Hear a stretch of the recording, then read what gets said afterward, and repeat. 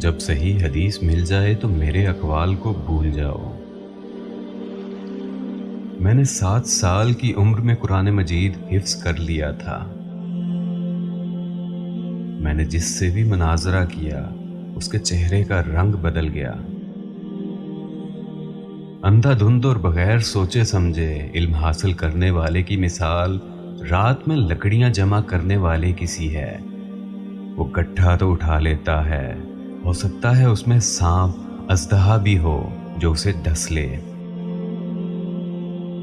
زندگی میں 3 مرتبہ مجھ پر فکر و فاقہ کا دور آیا، گھر کے زیورات بھی بک گئے، لیکن میں نے قرض لے کر کوئی چیز رہن نہیں رکھی۔ صحیح طالب علم تو مفلس ہی ہوتا ہے۔ پوچھا گیا کہ اگر مناسب مالدار ہو تو، فرمایا وہ بھی نہیں۔ شرک کے علاوہ ہر گناہ کی مغفرت کی امید ہے، لیکن گمراہی کا معاملہ بہت سخت ہے۔ لوگ فقہ میں اہل عراق کے محتاج ہیں۔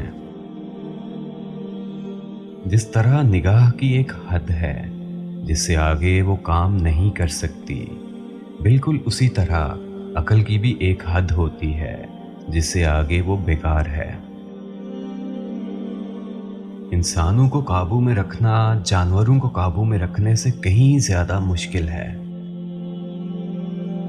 جو شخص تمہاری رائے کا خواہش مند نہ ہو اسے مشورہ مت دو، نہ تمہاری تعریف ہوگی اور نہ تمہاری نصیحت اسے فائدہ دے گی۔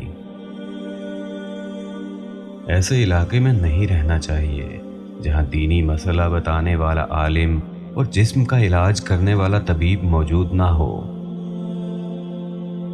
تفریح میں باوقار رہنا بیوقوفی کی علامت ہے۔ مرد کے جسم کو 3 چیزیں طاقت دیتی ہیں: گوشت کھانا، خوشبو سونگھنا، غسل کرنا۔